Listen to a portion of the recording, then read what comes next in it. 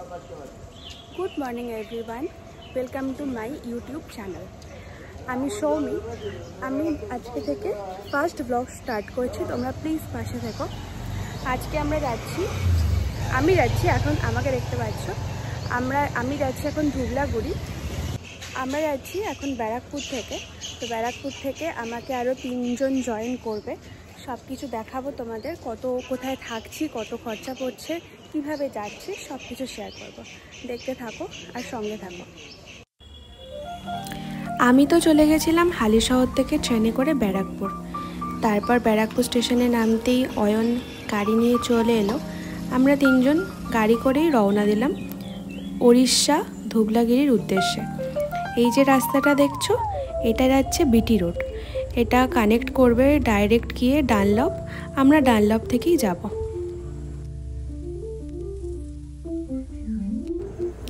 এই যে সামনের এই টার্নটা, এইটাই ডাইরেক্ট কানেক্ট করবে বরানগর ফ্লাইওভার, মানে স্টেশন থেকে যে ফ্লাইওভারটা দেখা যায় বরানগরের, সেই ফ্লাইওভারটা। এই যে সেই ফ্লাইওভারটা যেটার কথা বলছিলাম।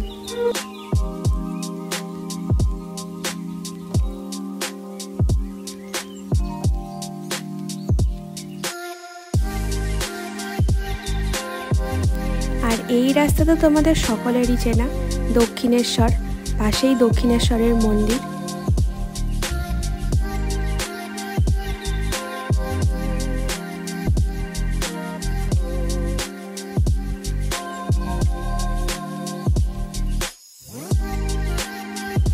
এই যে নদীটা, এটা হচ্ছে রূপনারায়ণ নদী। এবার আমরা যাচ্ছি কোলাঘাটের দিকে। আমরা ঠিক করেছিলাম ব্রেকফাস্টটা আমরা কোলাঘাটেই করব। তাই জন্য ওখানে পাশে তো অনেক হোটেল রেস্টুরেন্ট আছে যেখানে আমরা ব্রেকফাস্ট লাঞ্চ করতে পারি। তোমরা সবাই জানো, আমরা ওরকমই একটা হোটেলে দাঁড়িয়ে গেছিলাম আর আমাদের ব্রেকফাস্টটা করে নিয়েছিলাম।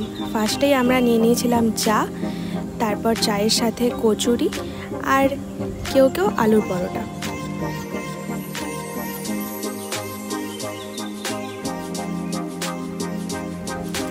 এবার আমরা ব্রেকফাস্ট করে নিয়ে বেরিয়ে পড়লাম উড়িষ্যার উদ্দেশ্যে।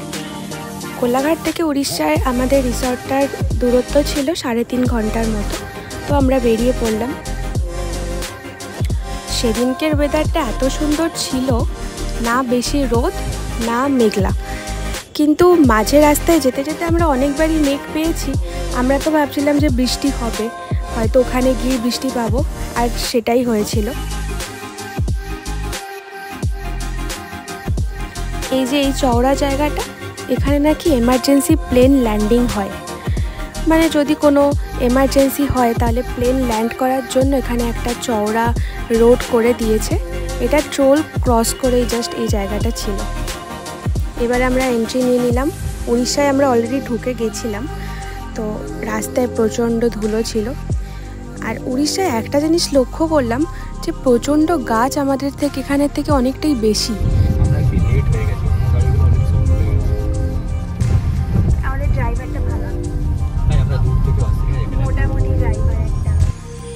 এই সামনের টার্নটা থেকে আমাদের রিসর্ট যাওয়ার ফাইনাল রাস্তা শুরু হলো। এই রাস্তাটা একদমই খুব সরু গলি ছিল, আর খুব রাস্তাটা যে ভালো ছিল সেটা বলবো না, উঁচু নিচু ভাঙাচোরা ছিল। গ্রামের মধ্যে দিয়ে রাস্তা, বুঝতেই পারছো। বেশ মজাই হচ্ছিল সেদিন, সবাই মিলে আড্ডা গল্প করতে করতে প্রায় 5.5 ঘন্টা রাস্তা আমরা চলে গেছিলাম। এই যে আমরা চলে এসেছি, আমরা যে ক্যাম্পটাতে থাকবো, মানে যে রিসর্টটাতে থাকবো, সেইটাই।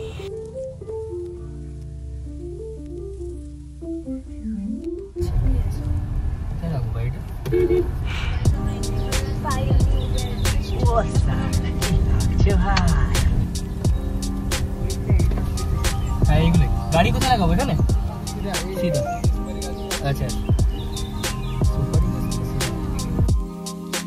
এই যে সামনে একটা লেক রয়েছে, লেক বা পুকুর, যা ইচ্ছা বলতে পারো। আমাদের গাড়িটা আমরা এখানে পার্ক করেছিলাম। আর সামনের যে সাদা রঙের কটেজগুলো, আমরা ওগুলোতেই ছিলাম। এখানে বিভিন্ন রকমের কটেজ রয়েছে, বিভিন্ন রেঞ্জের কটেজ রয়েছে। সব কিছুই তোমাদের আমি ডেসক্রিপশানে দিয়ে দেবো, তোমরা চাইলে দেখে নিতে পারো।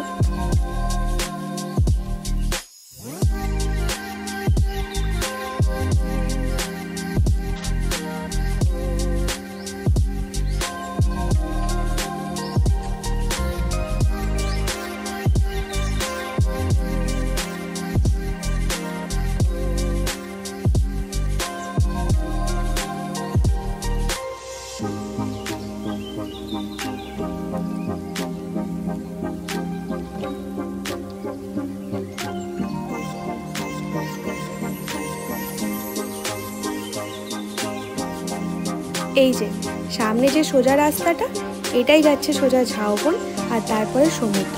এটা আমাদের রিসর্টেরই এরিয়া। ও, তোমাদের তো আমাদের ক্যাম্পের নামটাই বলা হয়নি।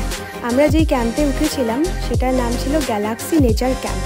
এর পাশাপাশি এখানে অনেকগুলোই ক্যাম্প, রিসর্ট এরকম রয়েছে, তার মধ্যে থেকে আমরা গ্যালাক্সি নেচার ক্যাম্পেই উঠেছিলাম। এই ক্যাম্পে আমাদের সবথেকে যেটা ভালো লেগেছে সেটা হচ্ছে ওনাদের ব্যবহার। ওনাদের ব্যবহার সত্যিই খুব ভালো ছিল, ওনারা খুবই হেল্পফুল ছিল। আমরা যা চাইছিলাম, যখন চাইছিলাম, সার্ভিস খুবই ভালো ছিল।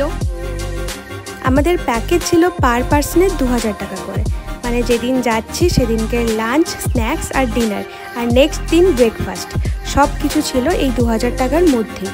তো এই 2000 টাকার মধ্যে তোমার যে খাবার ছিল, আর খাবারের যে আমাদের প্রত্যেকের ভাত, ডাল, তরকারি যা ছিল, মাছ, মাংস এইগুলো ছাড়া, সেগুলো শুধু বাদ দিয়ে বাকি সব জিনিস এরা আনলিমিটেড দিচ্ছিল। তুমি যতটা খেতে পারবে সব দিচ্ছিল। আর এই দেখো, এবার আমরা চলে এলাম ঝাউবনের মধ্যে। এই ঝাউবনটা ক্রস করলেই, এটা 300 মিটার মতো ছিল, আর এই ঝাউবনটা ক্রস করলেই তারপর সমুদ্র ছিল। আমরা গিয়েই চলে যাচ্ছিলাম স্নানে, যদিও আমি স্নান করিনি, বাকি ওরা স্নান করেছিল।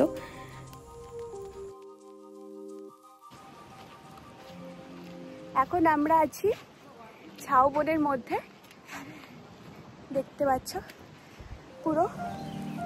আমরা এখান থেকে হেঁটে এলাম আমাদের হোটেল থেকে। নাও ঝাউবন থেকে পুরো বিচ দেখা যাচ্ছে। ভিউটা তোমাদের জাস্ট শেয়ার করছি, ওয়েট। এই দেখো সামনে বিচ, ওরা অলরেডি চলে গেছে।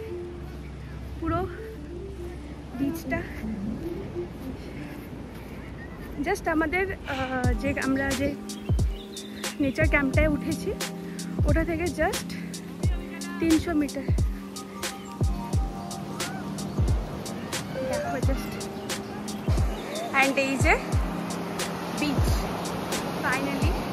এখন কেউ নেই আশেপাশে, আমরাই আছি শুধু। কেউ এখানে ভালোই আছে। ঘুগলাগুড়ি বাগদা বিচ, এটা অ্যাকচুয়ালি বাগদা বিচ বলে।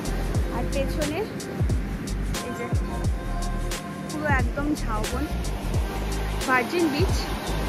বাগদা বিচ অ্যাকচুয়ালি ভার্জিন বিচের মধ্যেই পড়ে। তো দেখো ভালোই, যথেষ্ট এনাফ ঢেউ আছে, আর পুরো ফাঁকা, ক্লিন। দীঘা, মন্দারমণির থেকে অনেকটাই ভালো লাগছে আমার।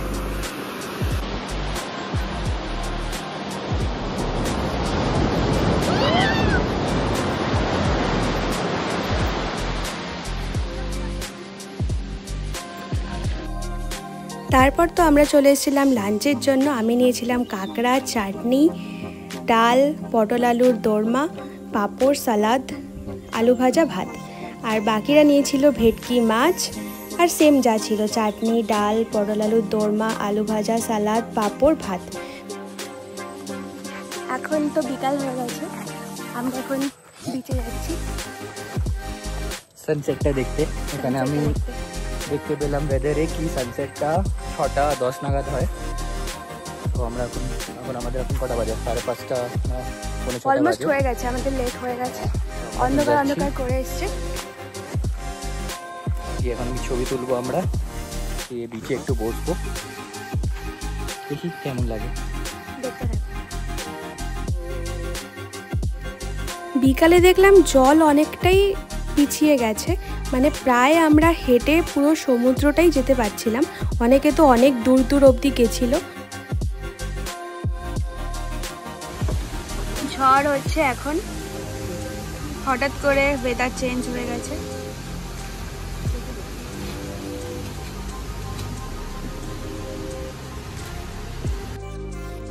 এই যে সামনের যে এই টেন্টগুলো, কটেজগুলো, সেগুলোতেই আমরা ছিলাম।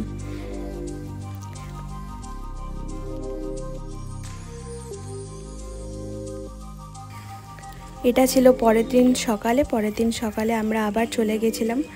সানরাইজ দেখা যদিও হয়নি, তবু চলে গেছিলাম ঘুরতে বিচটা একটু, কারণ ওই দিনই আমাদের বাড়ি আসার ছিল।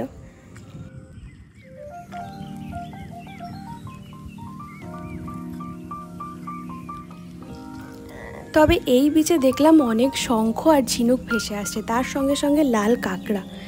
পুরো ভর্তি, পুরো বালিতে, দেখতেই পাচ্ছ। জানি না ক্যামেরা কতটা জাস্টিস করছে। This is next morning. তো আমাদের তো ঘোরা হয়ে গেছে, আমরা এবার চেক আউট করলাম, বাড়ি ফেরার বেলা। দেখা হচ্ছে তোমাদের সাথে নেক্সট ব্লগে। যদি ভিডিওতে কিছু ভালো লেগে থাকে তাহলে লাইক আর সাবস্ক্রাইব করে দিও।